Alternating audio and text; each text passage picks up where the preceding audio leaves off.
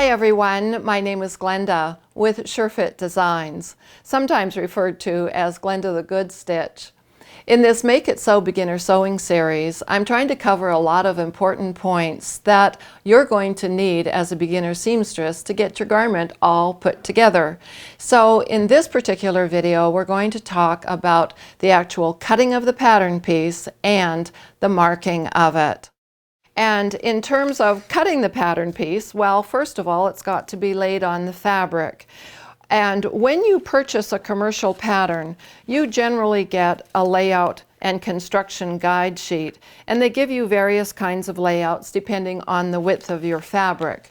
Well, with SureFit Designs, I have a free video that's called Estimating Fabric Yardage, and it's in that video that I do discuss how to actually do a pattern layout. And I've incorporated that video into this beginning sewing series.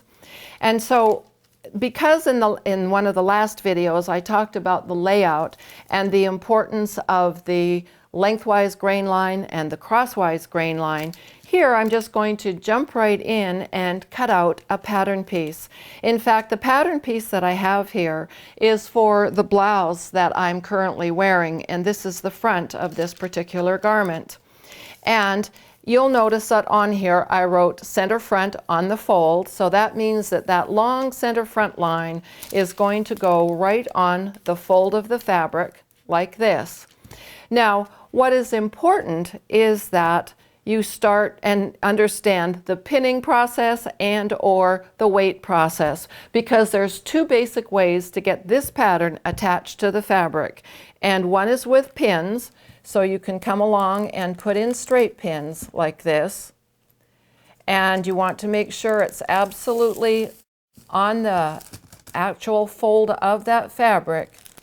And the other thing that you can do besides pinning is to use pattern weights.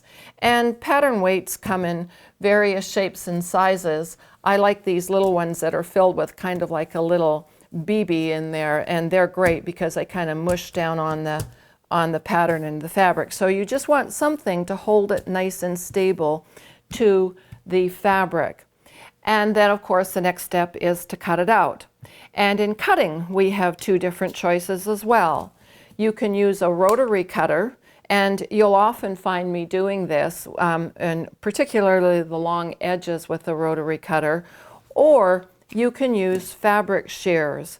And something that I do want to point out is to make sure that you have a distinction between your fabric shears and your paper shears, because your fabric shears you want to use just for fabric, because paper will dull the edge of the blade. And then the other thing that's really nice to have in all of your tools are little nippers, really sharp nippers that you can get into tight little corners with. And so I've brought those out so that you could see them. But having the appropriate tools, of course, is very important. Now, I am actually going to start with the rotary cutter, and I'm going to start up here in the shoulder line. And something else I should mention, you'll notice that my pattern has been cut out on the cutting line.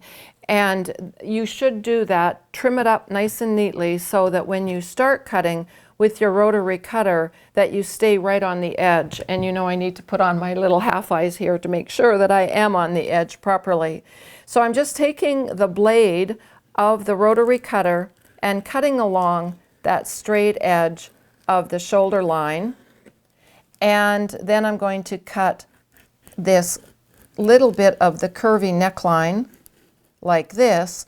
Now here's an area right in the corner where I might come back afterward with my shears and just nip that instead of using the blade, because I want to make sure that I've got a nice crisp corner. And here my blade actually isn't going all the way through. And so that other thing that's important if you're going to use a rotary cutter is make sure that that blade is nice and sharp. Now, I do prefer the blade, but in some instances it is better to use your shears. And what's important when you're cutting out with your fabric shears is that you keep the fabric as close to the table as possible. The more you lift up, the more the pattern is going to shift off the fabric. So I've done the curve there, and I'm just going to change the position of my scissors here, or my shears, so that I can get that notch. That's the armscye notch. I prefer to cut my notches going out into the remainder of the fabric rather than nipping in, because sometimes, this is awkward for me where I'm standing, sometimes you'll see people will just actually take and nip into the seam allowance and to indicate a notch. And the reason that I don't like that is because if you're working with fabric that really frays a lot, then it just starts to fray in that area. So now that I've done that curve, I'm going to come back to using this rotary cutter, and I'm just going to press nice and firmly. You'll notice that with the rotary cutter, of course, I've got the appropriate cutting mat underneath. And as I said earlier, I do usually prefer this rotary cutter because I don't have to lift the pattern and fabric off the table like you do when you're using shears. So you just want to get a feel for what's most comfortable for you when you start doing your layout and cutting. And there, my little corner didn't get quite nipped, so I'll come in with my shears and finish it off, and everything else is fine there.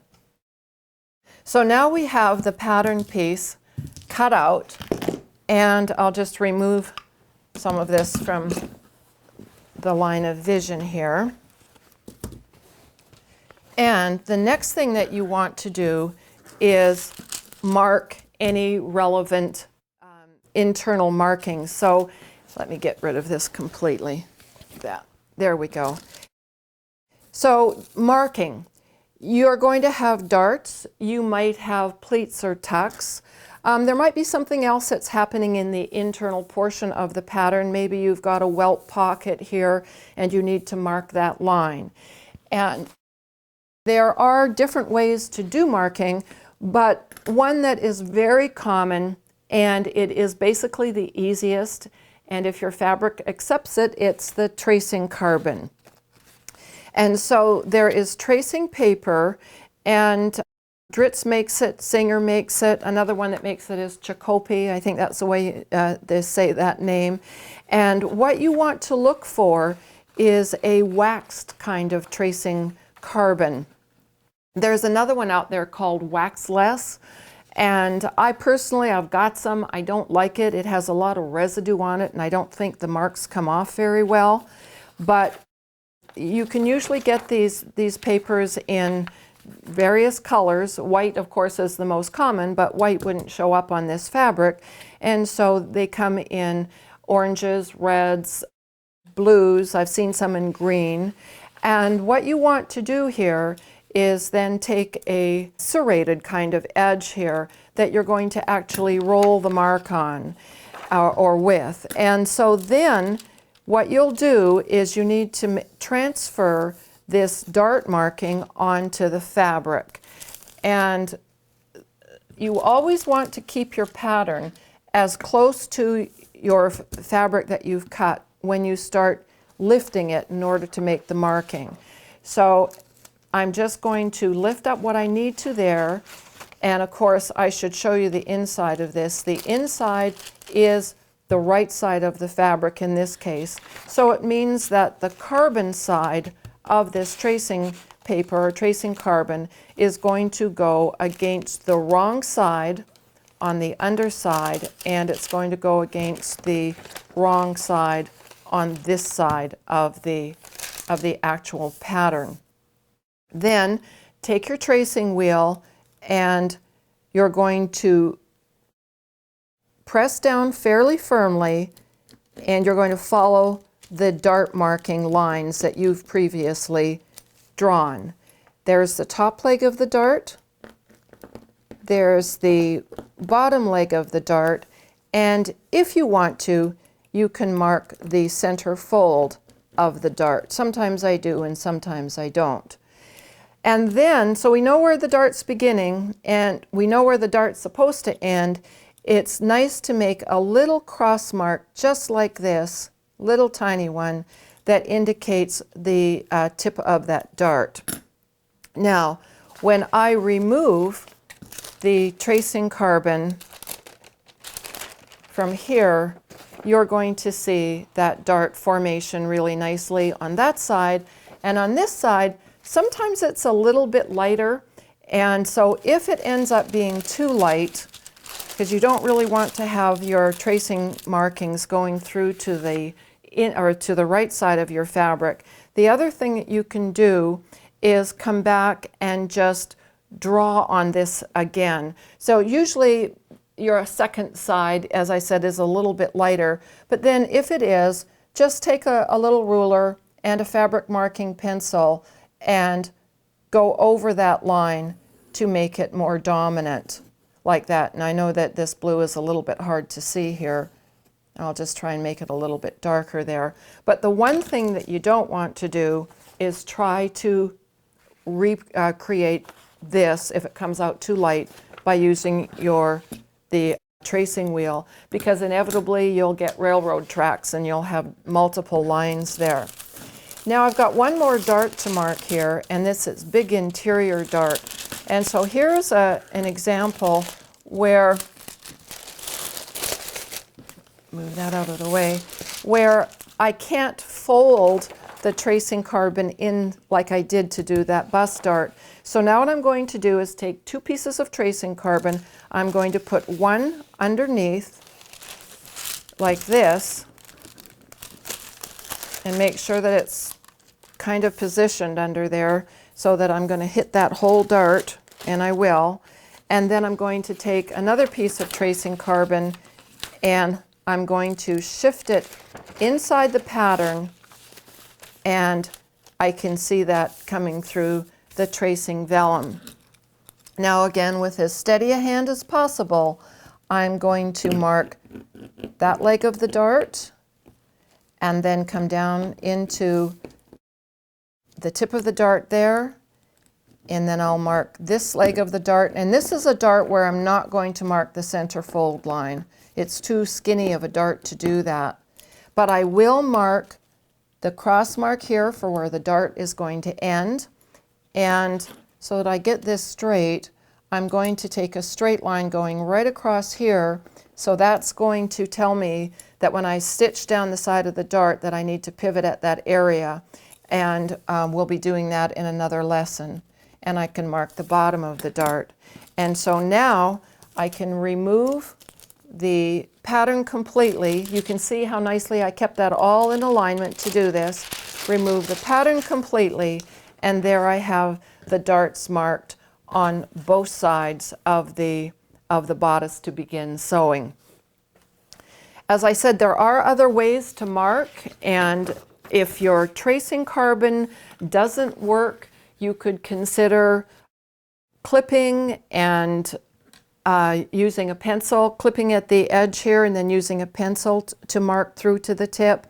You could also do something that's called tailor's tacks, but if you can, use a tracing wheel and carbon because it's the quickest and simplest way, and it works with the majority of the fabrics. The only time when you'd have to use it is if it didn't work on your fabric, something like velvet, and you wouldn't want to use a tracing carbon.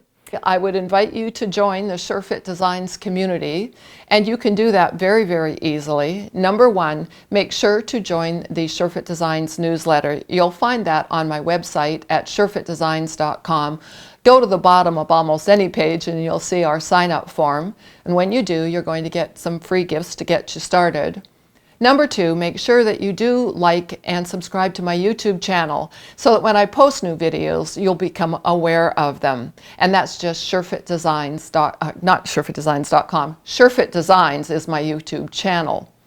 And then please join our Facebook group. All you need is a Facebook page, and you're welcome to put in your application and we will approve you, and then you'll be able to communicate with others around the globe who are interacting with one another, showing their Sure-Fit Designs garments, asking questions, and in general, having fun with Sure-Fit Designs. I do welcome you to join us.